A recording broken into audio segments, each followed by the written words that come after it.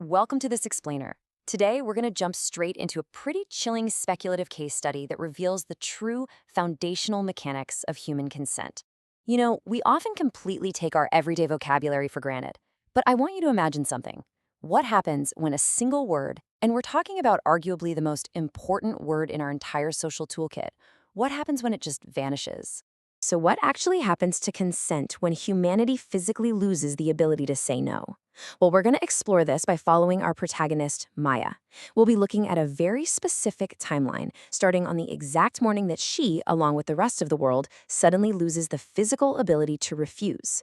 We're going to see how this plays out not just out there in society, but in the terrifyingly intimate reality of someone who desperately, desperately needs that word.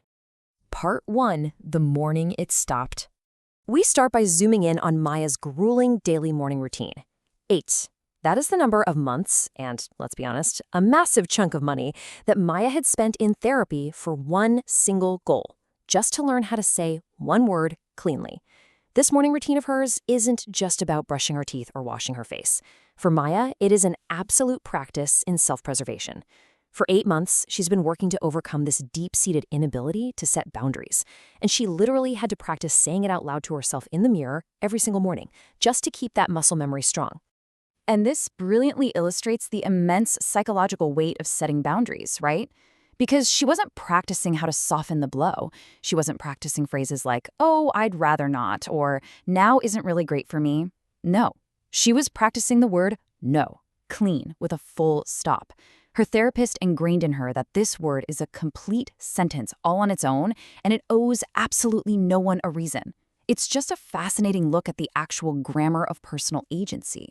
But the morning her ability vanished was visceral. She stood at that mirror, the word right there in her mind. Remember, it was the very first thing she said every single day. But when she actually tried to speak, her mouth just made this empty swallow sound. Her jaw moved, sure, but there was zero air behind it.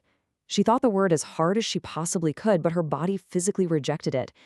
It's exactly like how your hand instinctively declines to close around a burning coal.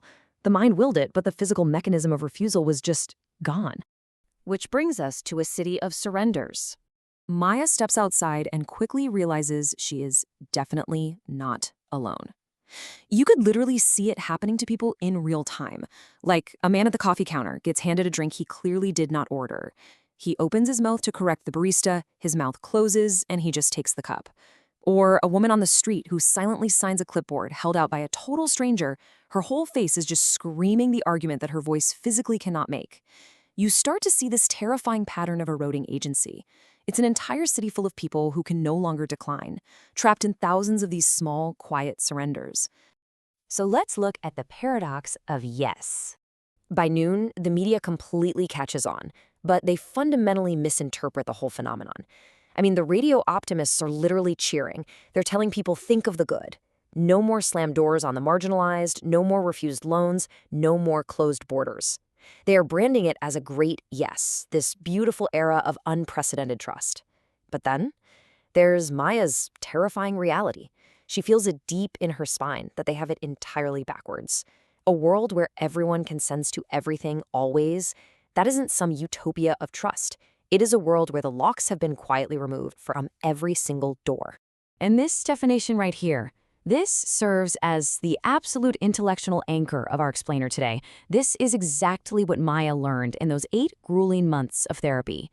Without the option to refuse, true consent simply ceases to exist. If you take away the negative, you don't get universal consent. You get the complete and utter destruction of the concept of consent itself. It's this incredibly terrifying philosophical truth brought to life. And that leads us to the visitor at the door. Evening finally falls at Maya's apartment, and the reality of this new world arrives right at her doorstep. The buzzer goes off.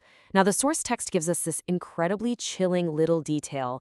Maya recognizes the shape of the thumb on the button before she even hears the voice. Because you know how some people press a buzzer the exact same way they press a person? Yeah, it's her stalker. And through the intercom comes this deceptively casual request. Maya, hey, it's me. Buzz me up. I just want to talk. Over the next few agonizing seconds, the tension builds precisely through these steps. Tonight, Maya is standing in her hallway with the word fully formed yet completely useless in her mouth. The intercom crackles with his endless patience. She knows him. She knows he's always had the patience to exploit a held handle or just wait for a kind neighbor to bypass the buzzer that she refused to press. Then she hears the street door open. She hears the heavy footsteps on the stairs. And finally, the inevitable knock at her apartment door. Embodying the refusal. When that knock finally comes, Maya has this huge realization. She must physically replace the words she can no longer speak. She realizes that her hand can still physically do nothing. Just completely abstaining from acting, like not pressing the buzzer to let him in, was apparently still allowed by whatever weird phenomenon had taken her voice. So she throws her entire body weight, palms completely flat against the cold paint of the wood, holding the door silently. She's bracing against it the way you would brace a door against a violent storm. She must physically embody her boundaries from now on. The word itself is gone, so she literally has to become the word, in her arms, in her back, in her held breath. And the worst part?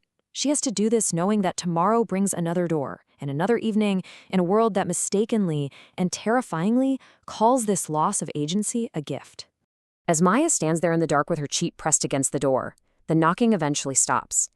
She's just left listening to the dead silence outside in the hall.